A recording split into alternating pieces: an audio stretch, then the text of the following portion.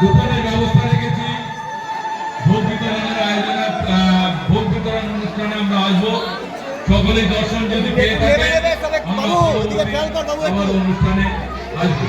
সকলকে অনেক অনেক শুভেচ্ছা। এবছর আমাদের 61তম